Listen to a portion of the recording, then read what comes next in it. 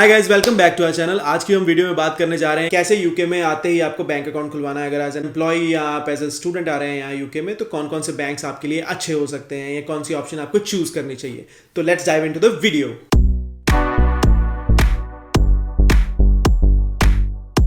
UK में अनगिनत bank हैं, बहुत सारे बैंक्स हैं यहाँ पे, जिनको दो भाग में बेसिकली डिवाइड किया जाता है। कुछ बैंक्स हैं ट्रेडिशनल बैंक्स, जो कि मतलब नॉर्मल जैसे इंडिया में बैंक्स भी होते हैं वैसे वर्क करते हैं, काइंड ऑफ एसबीआई आप बोल सकते हैं, HDFC जैसे। और कुछ हैं फिनटेक, न्यू एज बैंक्स हैं यहाँ पे। ठीक है, न्यू एज बैंक्स क्या हैं कि उनके पास टेक बहुत ज़्यादा है, वो सब चीज़ें ऑनलाइन करते हैं, वो उनकी ब्रांचेस इतनी ज़्यादा नहीं है। अगर आपको मतलब उनके कुछ डिफरेंसेस हैं इस तरह के, तो वो मैं आपको वीडियो में एक्सप्लेन करूंगा। लेकिन सबसे पहले हम बात कर लेते हैं कि बैंक अकाउंट कैसे खुलवाना है यहाँ पे। जैसे ही आप यूके में एंटर करते हैं, यहाँ पे मोस्टली हर सर्विस को चाहिए आपकी 3 इयर्स की एड्रेस बुक। आपका एड्रेस चाहिए 3 साल का यूके का होना चाहिए। अगर यूके का नहीं है तो आप कहाँ से आए हैं उसका होना चाहिए। लेकिन बैंक्स के मामले में ये होता है कि बैंक आपको कहता है कि आपके पास अगर 3 साल की हिस्ट्री नहीं है, एड्रेस नहीं है, तो आपको रेफरेंस लेटर चाहिए होता है। अगर आप किसी यूनिवर्सिटी में आए हैं तो आपकी यूनिवर्सिटी आपको वो रेफरेंस लेटर दे सकती है। अगर वो नहीं है तो अगर आप किसी एम्प्लॉयर के पास काम करने आए तो आपका एम्प्लॉयर आपको वो रेफरेंस लेटर देगा। वो बोलेगा कि हाँ, ये बंदा मेरे ऑफिस में इस डेट से स्टार्ट हुआ है and I take the guarantee. It's kind of an guarantee कि हाँ जी, मतलब मुझे इस बंदे का पता है and he is genuine person. तो इसलिए वो रेफरेंस लेटर को एज ए गारंटर यूज़ करते हैं। जैसे इंडिया में भी पहले ये होता था कि आपको किसी बैंक में अकाउंट खुलवाना है तो या तो वहाँ पे किसी और बंदे का अकाउंट हो या आपको वहाँ के किसी बंदे को आप जानते हो जो कि आपकी गारंटी ले सके। तो उसी तरह से यहाँ पे भी होता है कि आपको रेफरेंस लेटर्स चाहिए होते हैं। रेफरेंस लेटर दे के फिर आपको चाहिए होते हैं आपके डॉक्यूमेंट। तो अब बात कर लेते हैं आपको कौन कौन से डॉक्यूमेंट चाहिए। फर्स्ट चीज़ आपको जो चाहिए, आपका पासपोर्ट चाहिए होता है, जो कि इंडियन पासपोर्ट होगा। नेक्स्ट आपको चाहिए होता है BRP। नेक्स्ट उनको BRP चाहिए होते हैं कि आपका BRP की डिटेल्स दे सके या आप अपने वीज़ा की डिटेल दे सके।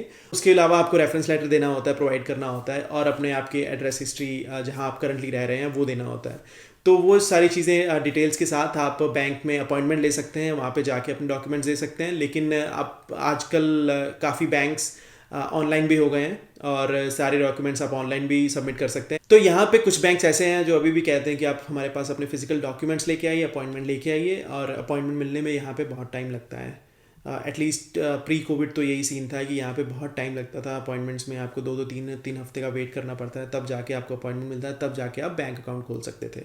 तो अब थोड़ा सा सीन चेंज हो गया है क्योंकि काफ़ी बैंक्स अब ऑनलाइन चले गए हैं। वो कुछ डॉक्यूमेंट्स आपके ऑनलाइन भी ले लेते हैं। कुछ सर्विसेज ऐसी आ गई हैं जो कि आपको चेक कर लेती हैं ऑनलाइन ही आपकी डिटेल्स, और उसके हिसाब से आपके डॉक्यूमेंट अपलोड करवा के ही वो आपका अकाउंट खोल देते हैं। और कई केसेस में आपको जाना पड़ता है अपॉइंटमेंट लेके बैंक्स में। तो अब मैं आपको बता दूं कि यहाँ पे 2 तरह के बैंक्स हैं, जैसे कि मैंने बोला कि न्यू एज बैंक्स हैं और यहाँ पे ट्रेडिशनल बैंक्स हैं। न्यू एज बैंक्स में मेनली यहाँ पे आते हैं आपके Monzo, Starling, Monese, Chase bank, ये kind of new age bank है। और ट्रेडिशनल बैंक्स में आपके आ जाते हैं Lloyds, HSBC, Nationwide, NatWest, Barclays. तो जो कि ये बड़े बैंक जो कि सालों सालों से चलते आ रहे हैं। तो मैं बता देता हूँ इनमें डिफरेंसेस क्या हैं। जो न्यू एज बैंक हैं उनमें अकाउंट खोलना काफ़ी इजी है। अगर जैसे ही आप लैंड करते हैं, आपको कोई कार्ड चाहिए कि आपको पेमेंट्स करनी है, आप पैसे ट्रांसफ़र करके जल्दी से यूके का ही कार्ड यूज़ करना चाहते हैं, क्योंकि यहाँ पे जैसे कॉन्टैक्टलेस हर जगह चलता है, तो आप सोचते हैं कि क्यों ना ऐसे कॉन्टैक्टलेस कार्ड लेके हर जगह आप कार्ड टैप इन कर लें।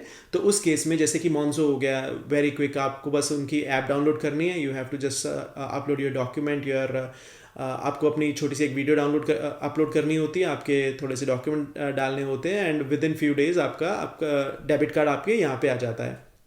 सेकेंडली, एक नेक्स्ट जो आपको एक शॉकिंग चीज़ लगेगी कि यूके में जो सारे अकाउंट्स होते हैं वो मोस्टली करंट बैंक अकाउंट्स होते हैं, करंट अकाउंट्स होते हैं। तो आपको यहाँ पे सेविंग अकाउंट बहुत कम मिलेंगे, बहुत बहुत कम, और वो भी एक तरह से सेकेंडरी अकाउंट्स होते हैं। आपका जो मेन अकाउंट होता है वो करंट अकाउंट ही होता है और उस पर कोई इंटरेस्ट नहीं मिलता है आपको। जैसे इंडिया में बैंक्स आपको 4%, जैसे कोटक वाले तो 6%, 7% भी दे देते हैं, लेकिन यहाँ पे कोई इंटरेस्ट नहीं मिलता है।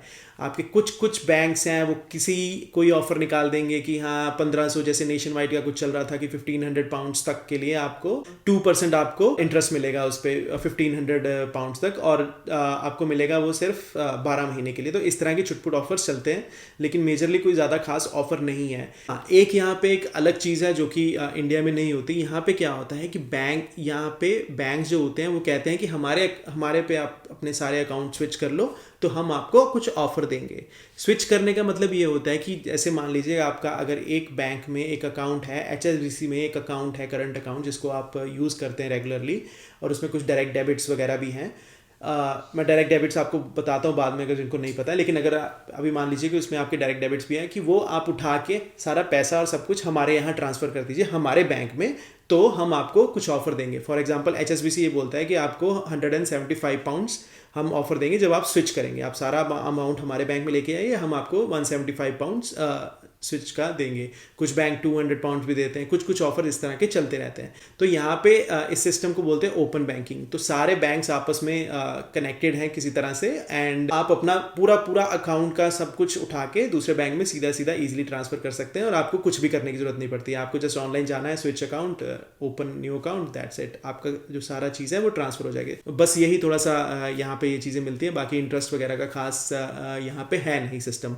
तो ऐसे भी होता है कि कुछ बैंक्स रेफरल्स देते हैं अकाउंट खोलने के लिए। तो जैसे कि मोंजो रेफरल देता है, मैं आपको लिंक कुछ बैंक्स का डिस्क्रिप्शन में डाल दूंगा, आप उसमें से चेक कर सकते हैं कि अगर आप उस बैंक में अकाउंट खुलवाना चाहते हैं कि नहीं। तो कुछ रेफरल बोनस मिलते हैं फ्रेंड को रेफर करने में, तो मैं वो लिंक भी डिस्क्रिप्शन में डाल दूंगा, आप उन चीज़ों को, उन ऑफर्स को भी चेकआउट कर सकते हैं। और बाकी वैसे यहाँ पे बैंकिंग काफ़ी इजी है, वही ऑनलाइन हो जाता है सब कुछ। आपके मोस्टली यहाँ पे ऐप्स हैं हर बैंक की अवेलेबल, और आप उसी के थ्रू सारी ट्रांजैक्शन कर सकते हैं। तो अब बात कर लेते हैं डायरेक्ट डेबिट क्या होता है। तो जैसे स्टैंडिंग इंस्ट्रक्शन होती है वैसे ही डायरेक्ट डेबिट भी होता है। डायरेक्ट डेबिट थोड़ा सा डिफरेंट होता है। बेसिकली इसमें क्या होता है, आप कोई भी ऐसी सर्विसेज अगर लेते हैं, जैसे कि आप ब्रॉडबैंड का पे करते हैं या आपने बिजली का बिल पे करते हैं, तो आप उनसे सर्विस ले रहे हैं, तो एवरी मंथ आपका कुछ पैसा उनको जाना है। तो इस केस में क्या होता है, यहाँ पे डायरेक्ट डेबिट बोलते हैं उसको, कि आप अपने सर्विस प्रोवाइडर को ये बोल सकते हैं कि आप मेरे से पूछे बिना, मैं आपको ऑथराइज कर रहा हूँ, आप मेरे अकाउंट में से जो मेरा बिल बनेगा आप खुद ले लीजिएगी, ताकि मेरी फीस लेट ना हो और मुझे याद ना रखना पड़े कि अच्छा मुझे इसका भी बिल पे करना है, उसका बिल पे करना है, इसका इस डेट का है, इसका उसकी डेट को है, ताकि मेरे से मिस ना हो और मेरे पे कोई क्रेडिट हिस्ट्री डिफॉल्ट ना हो जाए। डायरेक्ट डेबिट पे करने से ये भी होता है, कुछ कंपनीज आपको ऑफर देती हैं कि हम 1% आपको डिस्काउंट दे देंगे अगर आप डायरेक्ट डेबिट देते हैं। मोस्टली ये एनर्जी कंपनीज करती हैं, क्योंकि ऐसा होता है कि काफ़ी लोग जब पे जैसे नहीं करते हैं, डिले हो जाता है, तो उनको कुछ नुकसान होता है, इस तरह से कुछ चीज़ होती है, तो इसलिए वो आपको ऑफर देते हैं डायरेक्ट डेबिट लगाने का। नेक्स्ट हम बात कर लेते हैं, यहाँ पे कॉन्टैक्टलेस बहुत ज़्यादा चलता है। यहाँ पे मोस्टली जैसे हम इंडिया में जाते हैं तो हम पेटीएम कर देते हैं या जी पे या भारत पे जैसी चीज़ें यूज़ करते हैं, लेकिन यूके में इस तरह की चीज़ें नहीं है। यहाँ पे कॉन्टैक्टलेस सिस्टम चलता है। बेसिकली क्या होता है कि आपका जो कार्ड होता है वो आप कार्ड को कहीं पे भी टैप करते हैं, आपको स्वाइप करने की ज़रूरत भी नहीं है, आप टैप करते हैं, उसी से पेमेंट हो जाती है। अब इंडिया में भी आई थिंक स्टार्ट हो गया है, एक बैंक ने स्टार्ट कर दिया है। यहाँ पे दूसरी जो चीज़ें चलती हैं वो है मेजरली एप्पल पे और गूगल पे। तो गूगल पे और एप्पल पे आप अपना कार्ड जो भी है, क्रेडिट कार्ड, डेबिट कार्ड, वो अपना डाल सकते हैं, और उसके बाद अपने फ़ोन से ही हर जगह पेमेंट करते हैं। और मोस्टली यहाँ पे हर जगह आपका कार्ड चलेगा। यहाँ पे कैश इतना नहीं चलता है, मोस्टली लोग कार्ड से पे करते हैं। जो बहुत ही स्मॉल या रीजनल शॉप्स हैं, सिर्फ उसी में ही होता है कि आपको कैश पे करना पड़ता है, नहीं तो मेजरली हर जगह पे कार्ड से आप पे कर सकते हैं। तो बस इस चीज़ का भी एक ध्यान रखिए कि आजकल इस तरह के फ्रॉड भी बहुत होते हैं कि लोगों की जेब में जैसे कार्ड पड़ा है, उनका वॉलेट पड़ा है, तो जो स्कैमर्स होते हैं वो अपने साथ वो मशीन लेके चलते हैं और वो हल्का सा टैप करेंगे और आपसे आपकी अमाउंट निकलवा लेंगे आपके कार्ड में से। तो इस चीज़ का थोड़ा ध्यान रखना पड़ता है। तो ऐसा भी करते हैं लोग कि जैसे आपका मेन बैंक, आपने सैलरी अकाउंट खोल लिया HSBC में, और आपने ये कॉन्टैक्टलेस या पेमेंट्स के लिए आपने अकाउंट खोल लिया मोंजो में, तो मोंजो को एज आप जैसे मान लीजिए पेटीएम की तरह यूज़ कर सकते हैं कि उसमें कुछ अमाउंट पैसा रखें, ज़्यादा अमाउंट ना रखें, और कुछ उसी के थ्रू पे करें, ताकि अगर ऐसा कुछ सीन हो भी जाता है तो आपकी मनी जो है रिस्क पे ना हो। सेकेंडली ये भी होता है कि यहाँ पे लिमिट होती है उस कॉन्टैक्टलेस पे कि आप 50 पाउंड से ज़्यादा उससे पे कॉन्टैक्टलेस से पे नहीं कर सकते, आपको स्वाइप करना होगा और नंबर डालना होगा पिन पे। तो ये यहाँ पे रहता है ताकि आपको सेफ गार्ड कर सकें इस तरह के स्कैमर से। तो यहाँ की जैसे आपने देखा ही होगा, रिसेंटली न्यूज़ में इंडिया में आया था कि ये वाला बैंक दिवालिया होने वाला है, तो आपकी इतनी जैसे येस बैंक या कोई तो बैंक था, मुझे याद नहीं है, लेकिन तब था लोगों को कि हमारे पैसे फंस गए हैं। गवर्नमेंट जो इंश्योरेंस देती है वो आई थिंक 1 लाख रुपए तक की थी, कि अगर आपका 50 लाख भी पड़ा है तो आपको सिर्फ 1 लाख के लिए ही गारंटी है कि आपका 1 लाख रुपया रिटर्न आएगा। लेकिन यहाँ पे वो अमाउंट है 85,000 pound. Every bank is government back. तो अगर आपके बैंक अकाउंट में 50,000 पाउंड है और कुछ बैंक को हो गया और बैंक आपका पैसा रिटर्न नहीं कर सकता, तो आप लेकिन इंश्योर्ड है, गवर्नमेंट आपको वो पैसा देगी। 85,000 तक की लिमिट है।